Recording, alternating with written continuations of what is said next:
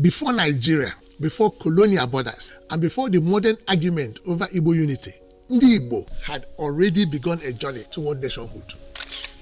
This video follows that journey and attempts to find out how a people with strong civilization could still struggle to build a common national strategy. What did Ndi Igbo build? What threatened it? And what lessons does it leave for us today? Let us explore the journey Ndi Igbo have made for centuries to have a nation where they are entitled to full citizenship.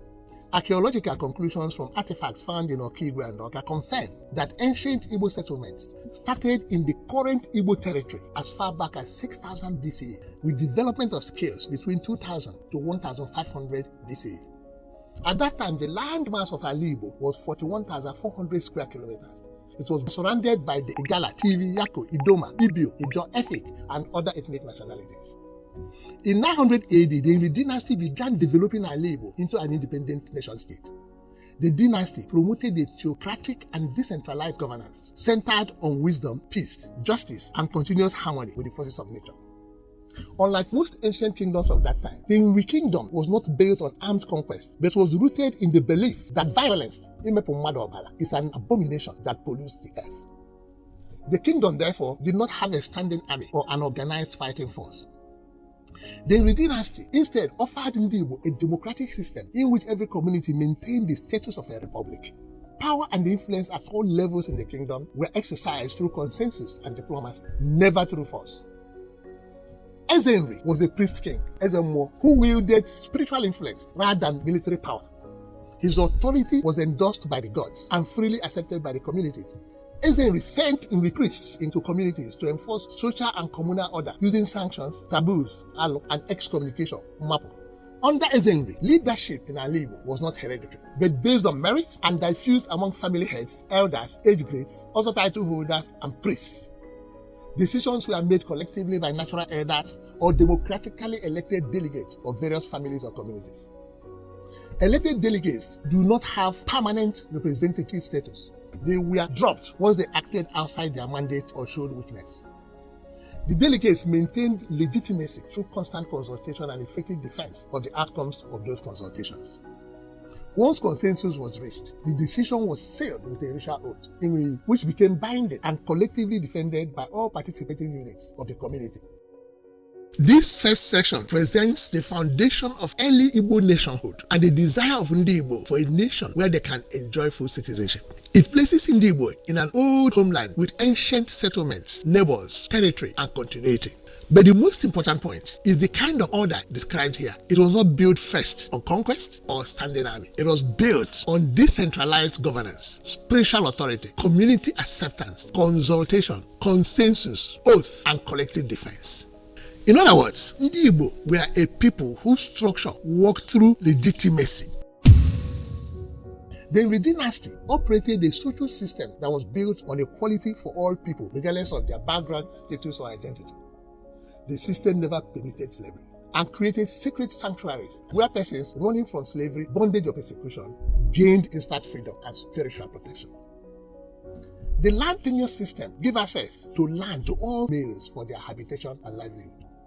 The economy of Early Igbo was based on natural products. It provided roles for women and was designed to sustain both individual households and the wider community. The economy covered both cash and staple crops such as yam, cocoyam, palm produce, plant protein, spices, vegetables, and animal husbandry. Her art and crafts included blacksmithing, basket weaving, cloth weaving, bead making, wood carving, tattooing, pottery, and other designs. They also produced music and communication instruments. To resolve physical and metaphysical symptoms of illness, Ndi Igbo used natural remedies, surgical, divination, and ritual practices administered by trained healers. They had rotating local and regional markets, with long-distance trading reaching as far back as North Africa and Middle East. Knowledge in medical, spiritual, agricultural, political practices were passed down orally through apprenticeship and by interacting with nature spirits like Dibia Mborobo and Dibia. Ndi Igbo used cowries, brass rods, and metal amulets as currency. When the Portuguese arrived in 1434, they brought manufactured goods like gunpowder, metal goods, and luxury items. Ezenri met them with ivory, pepper, palm oil, grain, copper, bronze, and other natural commodities which were assembled across Igbo land. The Empire of Portugal and the Ndi dynasty traded these goods by barter or by using cowries and metal amulets as currency. The trading relationship continued peacefully and with mutual respect until the Europeans later in the 15th century introduced the slave trade, which the dynasty rejected. From the 15th to the 17th century, the Ndi Kingdom successfully sustained opposition to slavery and made Early Igbo a sanctuary where slaves were freed and protected. The second section shows that early Igbo society was not only political, it was social, economic, and moral. It claimed equality, rejected slavery, offered sanctuary to people fleeing bondage and persecution, and gave people access to land for habitation and livelihood. It also had an economy based on food, crafts, healing knowledge, markets, apprenticeship, trade routes, and currency. When the Portuguese arrived and went from respectful trade in goods to slave trade, Igbo ancestors rejected it and protected the enslaved. That is why this section is important. It presents Early Igbo as a moral economy, not just a territory. Then came the birth of Igbo Kingdom and the rise of the Igbo oracle in 1702. The kingdom then began to extend its influence into Early Igbo and present Igbo shrine as a judicial center, a sacred ground where Chukwu himself delivered final and binding judgment on all cases brought before the oracle.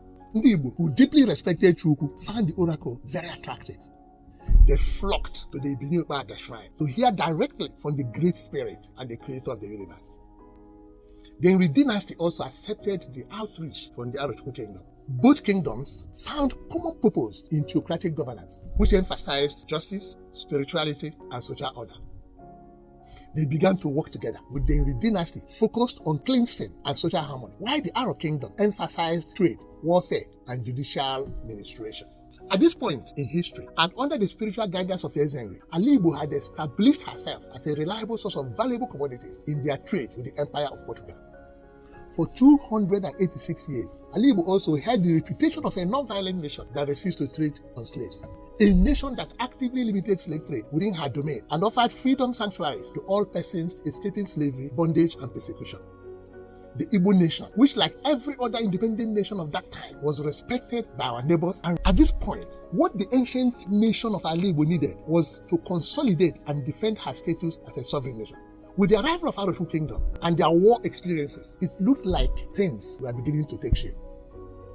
Both the Ndi and the Igbo kingdoms continued to simultaneously spread influence and embed their agents across the whole of Igbo land without conflict.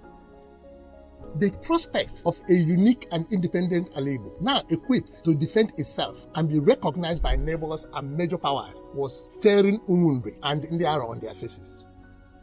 The Igbo Kingdom actually set about transforming itself into a military confederacy. They built alliances across Early Igbo with warlike clans like Abam, Ohafia, Eda, and Nike. This military alliance would have served to defend Early Igbo very well in case of any external aggression. This third section introduces the most delicate part of the story: the meeting of spiritual authority, judicial power, trade, warfare, and the need for national defense. The Igbo oracle attracted Ndi Igbo because Chukwu was deeply respected. At the same time, the script shows two different directions of power. Ndi focused on cleansing and social harmony. Chukwu focused on trade, warfare, and judicial administration. Early Igbo had a reputation, territory, neighbors, and moral standing, but they needed consolidation and defense. The Arab military network could have become that defensive strength. But military capacity without common national purpose turned out to be dangerous.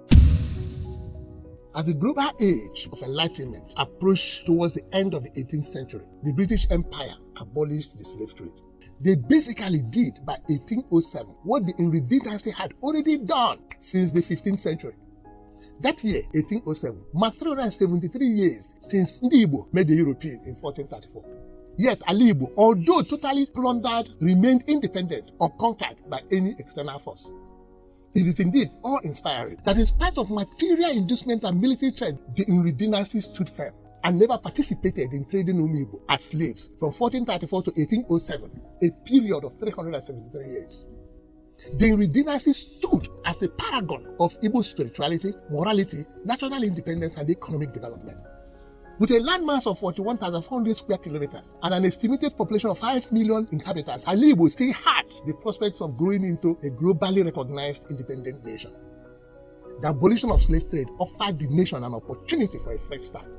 Such a fresh start called for the Ndi dynasty to work more effectively with the Igbo Confederacy to define a common purpose and build a national strategy. To achieve such a common purpose, the leaders of the Ndi dynasty and Arochukwu Confederacy needed to work together and overcome the following challenges. 1. The differing basis of power and interests between the two kingdoms. Ndi dynasty's theocratic, non-violent, and anti-slavery stance versus Arochukwu's theocratic, slavery-based economy and military expansionism.